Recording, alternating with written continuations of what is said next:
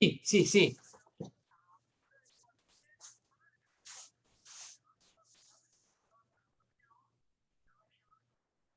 Bueno, le agradezco mucho, ¿eh? Hasta luego.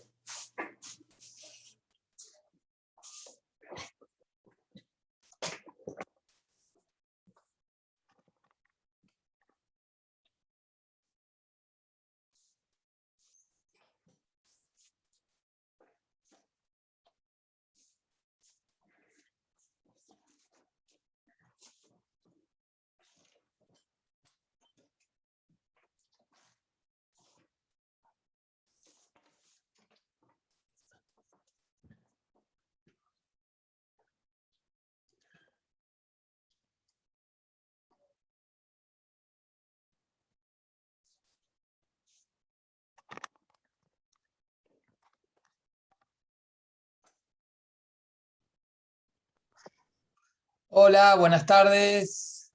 Hola, ¿qué tal? Buenas Hola, tardes. ¿qué tal? Buenas tardes. ¿Cómo les va? Ahí está Susana también. Bueno, muy bien. Buenas tardes, profe. ¿Cómo Hola, están? hola. Bueno, espero que estén todos muy bien. Probablemente ya la semana que viene andemos por la escuela, porque ya me dijeron que ya habilitaron aulas ya de manera continua. Así que bueno, lo más probable es que la semana que viene ya nos veamos por allá. Bueno, hoy, a ver, está Luis acá.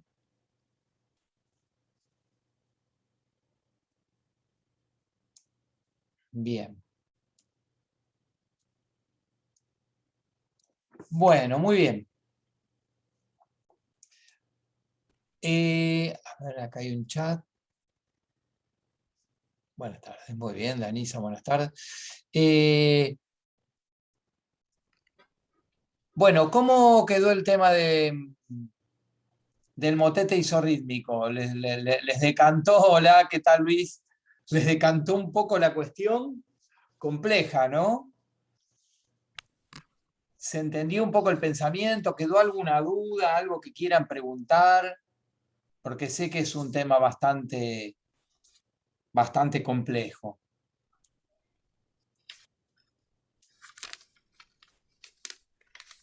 Yo quería preguntar por qué la forma de cantar como mujer, o sea, contratenor, que dura muchos siglos. ¿Por qué esa resistencia a no incorporar una voz femenina en un repertorio musical? ¿A qué se debe? No te creas que no cantaban las mujeres, ¿eh? En la música secular también cantaban. Yo creo que, digamos, es indudable que en toda la época medieval la mujer ocupaba socialmente un lugar bastante, digamos, bastante postergado. Eso es sabido, ¿no? O sea, la mujer no tenía una gran participación en la vida artística, en la vida social tampoco, ¿no? Esto es es una realidad. Que hablan tanto del patriarcado, eso es innegable que era así. Entonces, por ejemplo, Hildegard von Bingen era una religiosa alemana y ella fue compositora, poeta y pintora, o sea, era una artista polifacética, pero fue un caso muy aislado, muy excepcional, ¿no? Si ustedes vieron, por ejemplo, el ejemplo número 13 que yo les puse, que era un órgano paralelo, después las voces ahí son femeninas. Hildegard von Bingen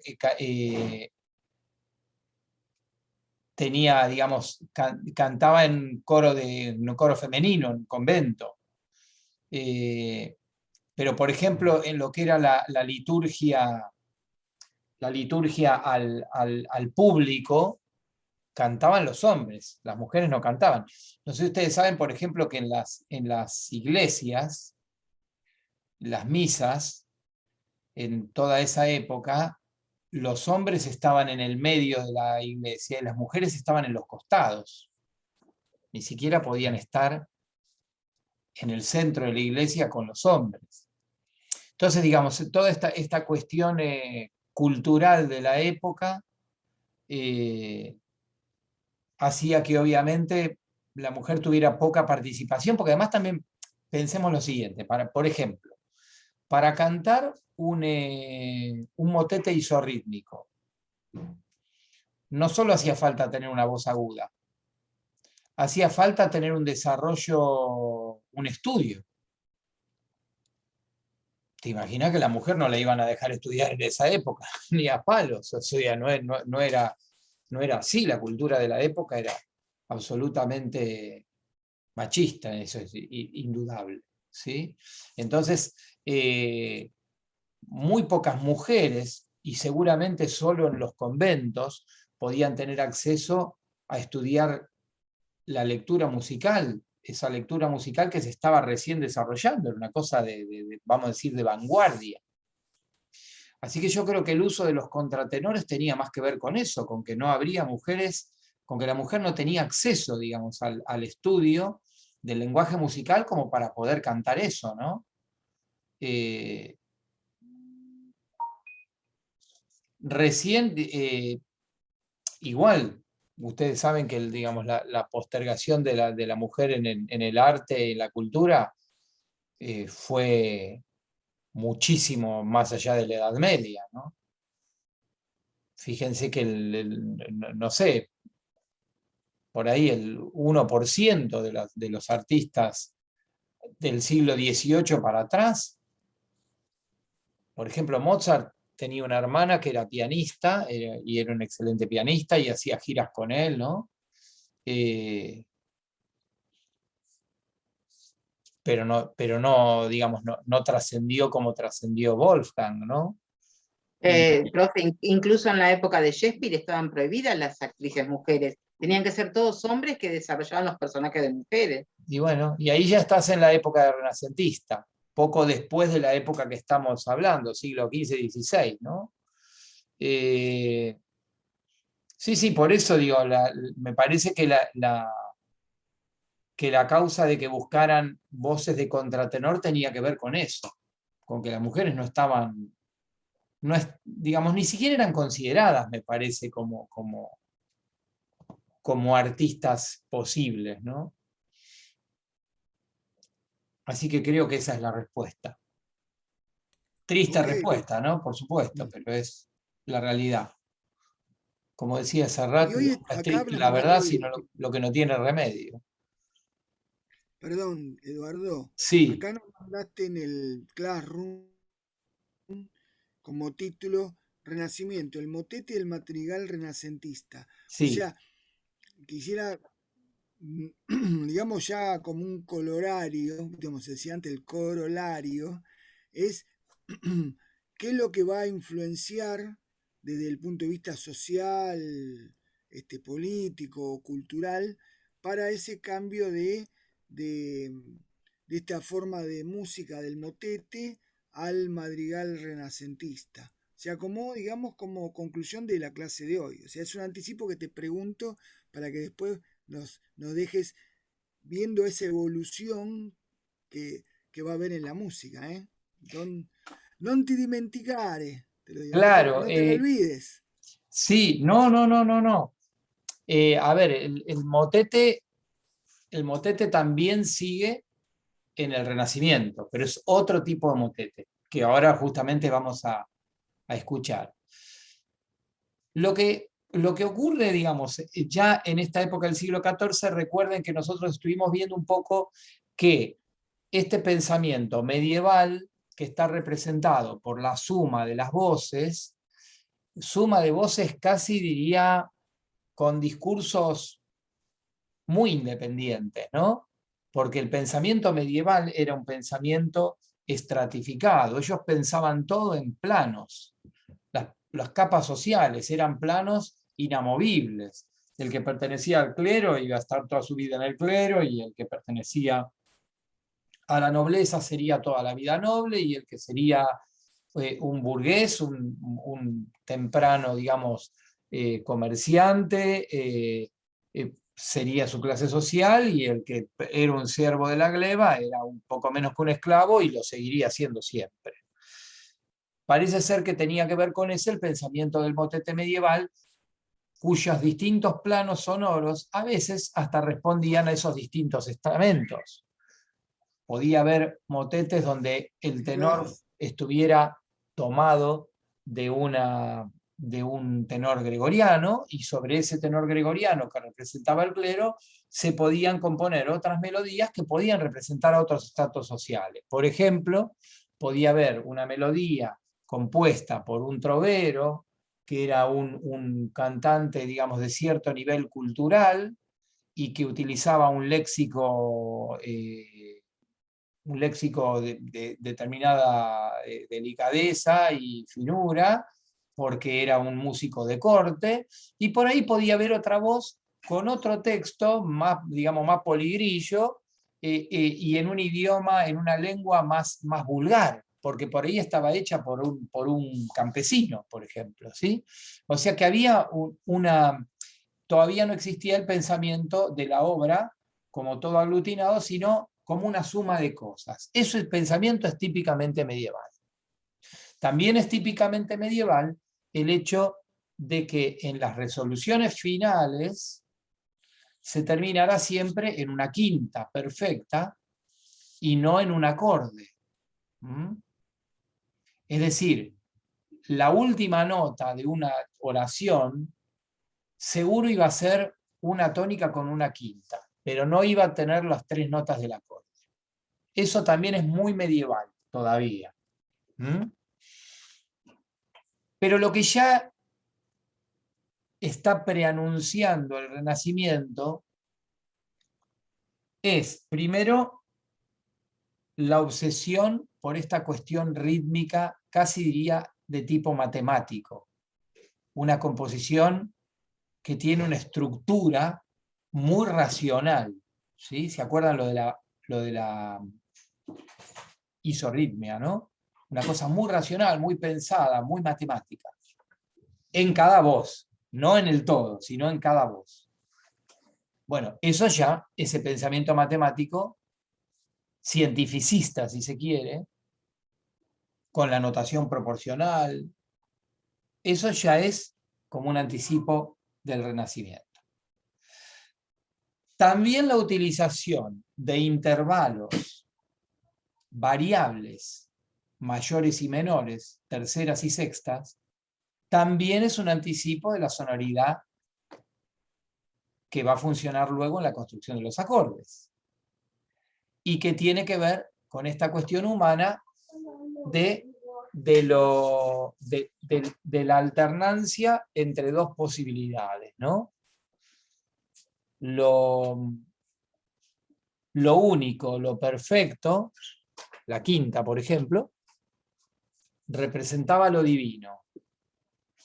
Lo variable, la tercera mayor, menor, la sexta mayor, menor, representaba lo humano, más lo que tiene que ver con el conflicto, con lo que puede ser cambiado, ¿sí?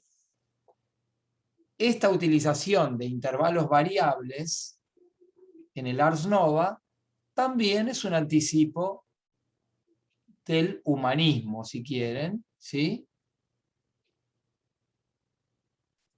Y la cadencia, esta cadencia de Maillot, que yo no sé si se los subí el dibujito de la cadencia, me parece que sí, ¿no? Que eran 2 sensibles subiendo por semitono y una tercera voz bajando por tono, ¿no?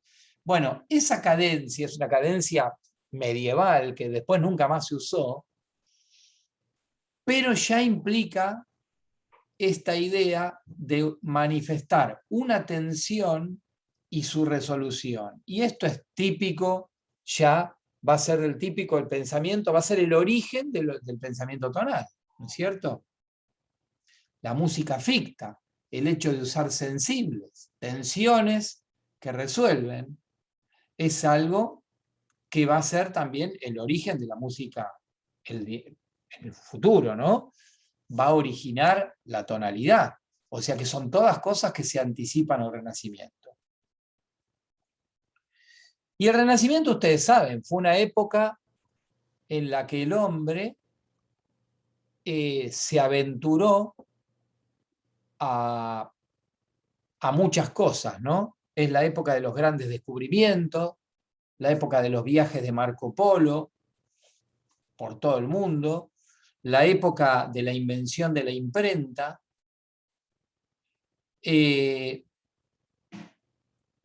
la época fundamentalmente que uno puede resumir en la frase de René Descartes, cuando el cogito ergo sum, que quiere decir pienso, luego existo. ¿Sí? Esta máxima filosófica de Descartes hubiera sido impensada en el medioevo, porque la existencia del hombre no se derivaba de su propio pensamiento, sino que se derivaba de la existencia de Dios. ¿Sí? San Agustín, filósofo medieval, toma la teoría aristotélica. Aristóteles hablaba de un motor inmóvil, que era el que había creado todo, y San Agustín toma la teoría aristotélica, pero atribuye que ese motor inmóvil es Dios. ¿Sí? Es decir, el pensamiento medieval siempre ponía en primer plano a Dios. Y el pensamiento renacentista, fíjense cómo se da vuelta, deriva la existencia del hombre de su propio pensamiento. O sea, pienso, luego existo. Porque Descartes dice la famosa duda cartesiana. ¿A qué se refiere? Que el filósofo tiene que preguntarse todo, aún lo obvio. ¿Sí? Por ejemplo, yo los estoy viendo a ustedes ahora, pero yo tengo que preguntarme si esto que estoy viendo es real, si soy un filósofo, dice Descartes. ¿Sí? ¿Por qué? Porque puede haber un genio maligno que me esté engañando y que esté engañando mis percepciones. Por lo tanto, yo puedo estar viendo algo y ser una ilusión de mis sentidos y no ser la verdad. Entonces él duda y duda y duda, y a cada cosa que piensa le opone una duda. Hasta que llega un momento que dice, bueno, pero estoy dudando. Si estoy dudando es porque estoy pensando, eso no lo puedo negar. Y si pienso, luego existo. ¿Sí? Entonces, ahí Descartes, de alguna manera, nos dice que su pensamiento, o sea, el pensamiento del hombre, es lo que demuestra la existencia del hombre, no la existencia de Dios. ¿Sí? Entonces, toda la filosofía renacentista va a estar atada a eso. Esto no quiere decir que en el Renacimiento no haya habido un espíritu religioso, pero sí quiere decir que el hombre, por primera vez en la historia, se sitúa como en el centro del universo. Se piensa como el centro de la creación. Y esto, claro, le da le agranda, le infla el ego de una manera enorme y le permite aventurarse a cosas que antes quizás la Iglesia no le hubiera permitido, ¿no? Y ahí empieza a cuestionar todo, y al cuestionar todo, la ciencia empieza a avanzar y aparecen los descubrimientos y los viajes y las exploraciones y todo esto. La música, obviamente, no va a estar al margen de esos cambios, ¿sí? Y va a haber en algunas músicas una hiperracionalidad. Fue muy famoso en la época del Renacimiento lo que se llamó el culto al canon. El canon, ustedes saben que es una forma de polifonía imitativa, ¿cierto? Parecido a la fuga. Es decir, en realidad el canon es un ejercicio, les diría, de ingenio, por el cual yo tengo que componer una melodía y esa melodía enterita, completita, de la primera a la última nota, tengo que poder cantarla desfasada consigo misma, es decir, juntamos 4 personas, ¿sí? Bueno, entonces, por ejemplo, yo empiezo a cantar el primer compás y cuando voy por el segundo, la segunda persona empieza a cantar el primer compás. Y cuando va él por el segundo y yo por el tercero, la tercera persona empieza a cantar. Entonces la melodía es como un rulo que se va superponiendo consigo misma. Pero, ojo, para que eso suene bien no es fácil. Porque por lógica tiene que haber un esquema armónico que haga, por ejemplo, el famoso campanero, ¿no? Que tan, tan, taran, tan, tan, taran, tan, tan, tan. Bueno, do, re, mi, do, mi, fa, sol, mi, fa, sol. Entonces, cuando uno está cantando mi, fa, sol, el otro está cantando do, re, mi, do. Pero tanto el do, re, mi, do está implícito el acorde de do mayor y el mi, fa, sol también, porque las notas que tienen las puntas son el do y el mi y el sol. Entonces, por lógica, cuando yo superpongo el mi, fa, sol con el do, re, mi, va a sonar fenómeno, porque todo está en el acorde de do mayor, ¿sí? Entonces, la melodía de un canon tiene que estar muy bien pensada para que al desplazarla todo suene bien. Entonces, en el Renacimiento empezó a haber como una cosa casi, les diría, deportiva, si se quiere, o hasta enigmas, se hacían enigmas, canon en enigma.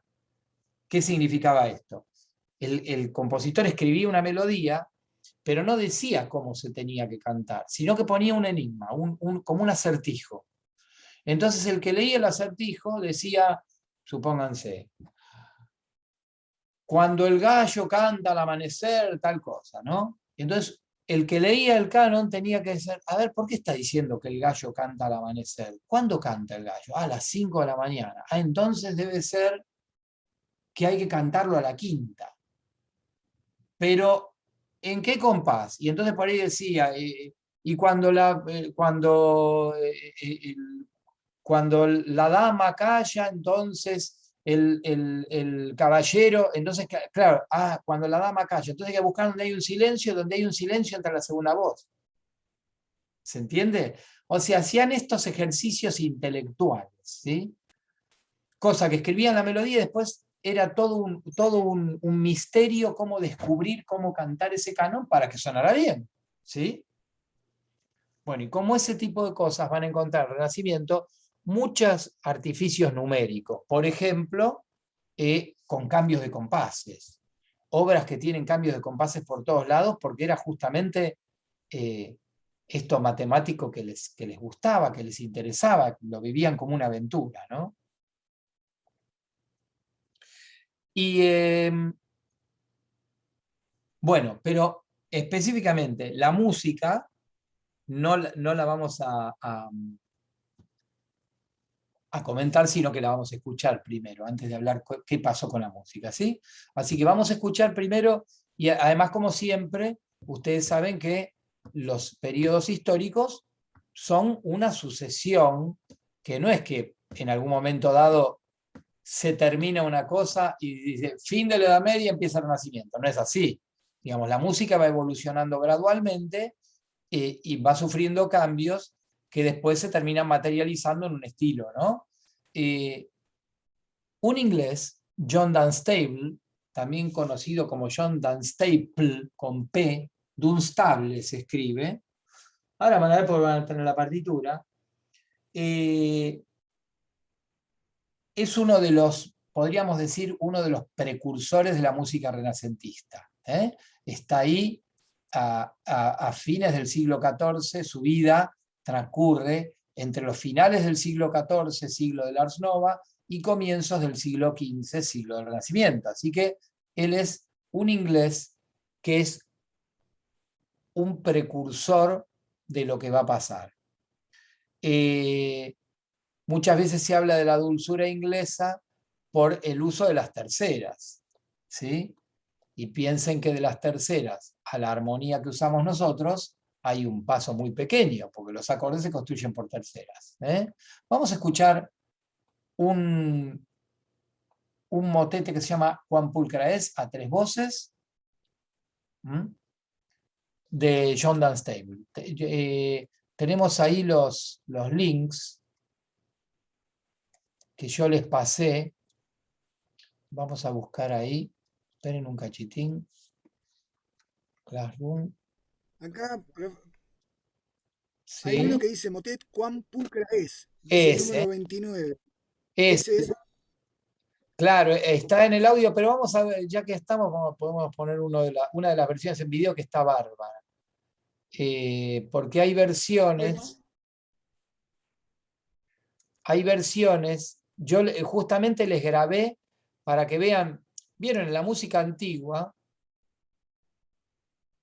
hay mucha variación en las versiones, porque inclusive van a ver que acá todavía, como les decía recién, estamos en una época de transición, entonces van a ver que las distintas versiones cantan distintas notas. ¿Por qué? Porque evidentemente algunos interpretan que todavía esta música se cantaba con el concepto de la música ficta. Van a ver que de las versiones que yo les puse ahí, hay diferentes notas. A ver. No solo tenés precios increíbles, sino que también... Ahí me deja sacar la publicidad.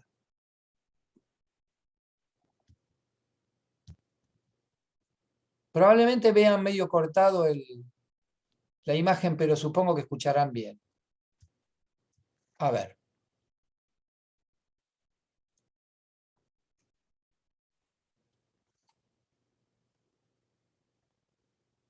Compartimos pantalla.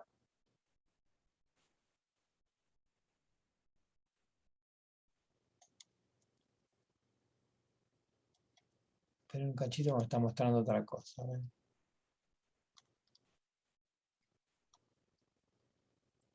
Ahora sí lo tiene que mostrar. A ver. Ahí va. Ahí va.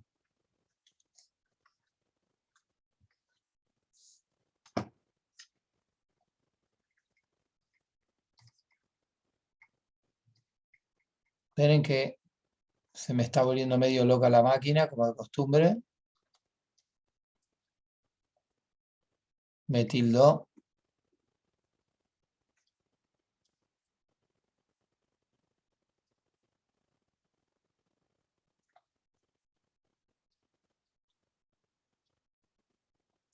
Porque me dice que...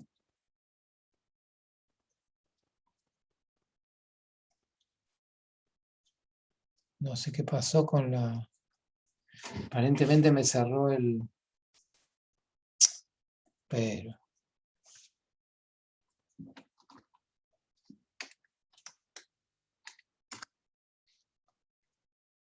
Se me cerró el YouTube. Ahí volvió. A ver si ahora lo estamos viendo.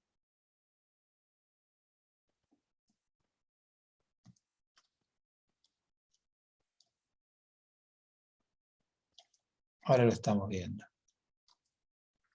¿Lo ven? Ahí va.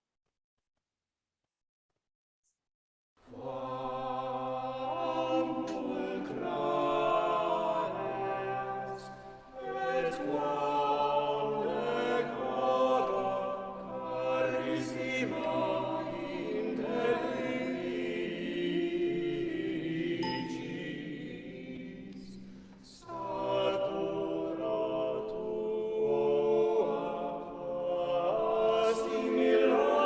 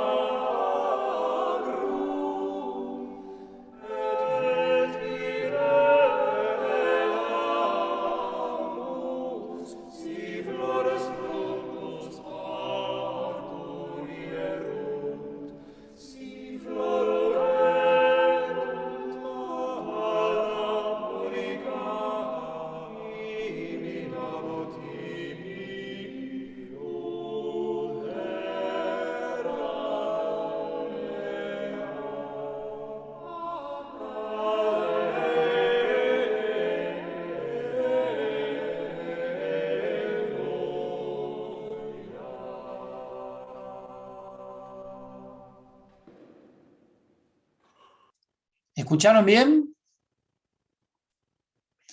Bueno, ¿qué pueden? Vamos a volver a escucharlo. De paso, así vamos escuchando distintas versiones. Vamos a escuchar otra ahora. Y me gustaría que ustedes vayan diciéndome qué diferencias notan entre esta música y la que veníamos escuchando.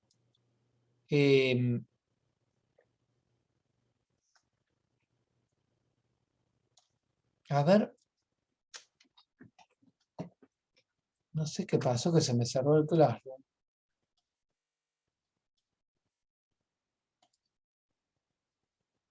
Vayan pensando si pueden señalar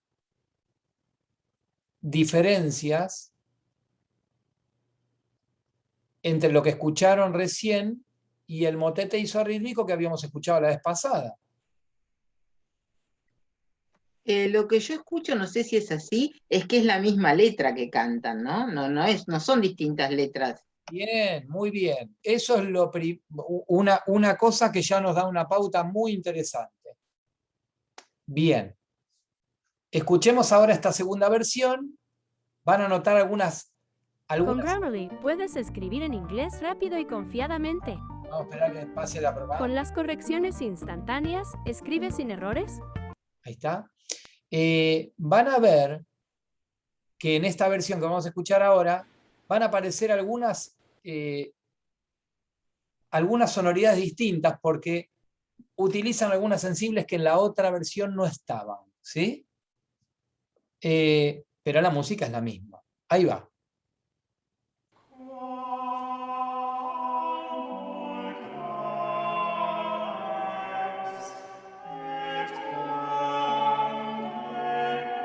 Sí.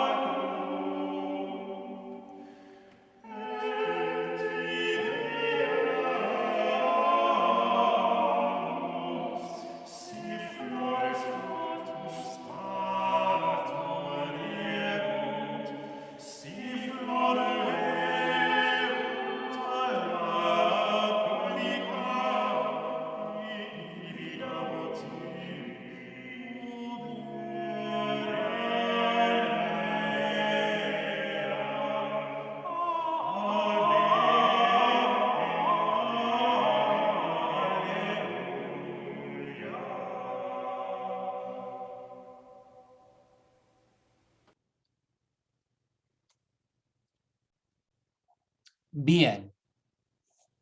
Bueno, cuéntenme un poquito qué notan, qué diferencia notan entonces. Recién Adriana decía una cosa que es muy, muy cierta, que es que desapareció acá la politextualidad, es decir, esto de que cantaran letras diferentes de manera simultánea, eso ya no está ocurriendo en esta música. Lo cual ya nos da una pauta, ¿no?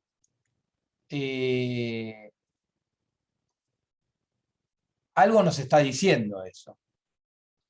Pero, ¿qué es lo que nos está diciendo? El hecho de que aparezca ya una sola... Como que está empezando a ser concebida como una obra, ¿no es cierto? Exacto, exactamente. Esto está pensado como una obra a 3 voces, no como 3 voces superpuestas de una manera más independiente, ¿no es cierto? Se ve como que está compuesta como un todo. ¿Mm? O sea, esto es fundamental, aparece el concepto de obra, ¿no? Por lo cual hay una interrelación entre las voces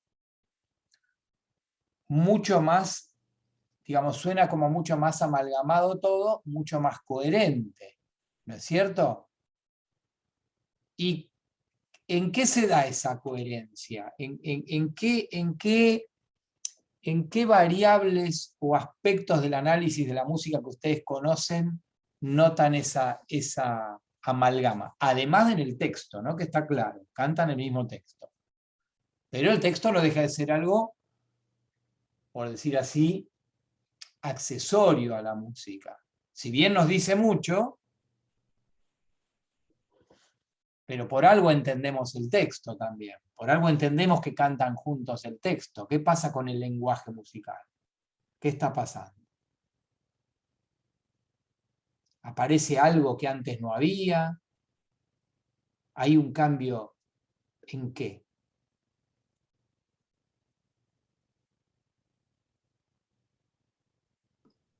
En la armonía puede ser. Perfecto. No solo diría un cambio en la armonía, sino diría, empieza la armonía, porque la armonía, lo anterior en realidad no era armonía, era contrapunto, era superposición de melodías que por ahí producían choques, algunos más agradables que otros, pero acá, ¿qué es lo que hay? Si hay armonía, ¿qué hay? ¿Qué se forman? Los acordes. Los acordes, tal cual. Ahora en la segunda parte de la clase vamos a ver la partitura y van a ver que acá aparece ya un plan armónico, es decir, el compositor va transitando por distintos acordes que se forman por la suma de las 3 melodías. ¿Sí? Pero acordes, es decir, ya el compositor tiene un pensamiento doble. Piensa, tengo que componer esta melodía que sea linda y esta melodía que sea linda, pero a la vez me tengo que fijar qué notas voy poniendo en esta melodía para que con esta y con la otra se forme un acorde. No puedo pensar que nada más que en la belleza de la línea. Tengo que pensar en la belleza de la línea y en la concordancia con las otras líneas para que se formen los acordes y me vaya armando el plan, pasar por los acordes que quiero que vaya pasando la obra, para que genere tensiones, distensiones, etcétera, etcétera.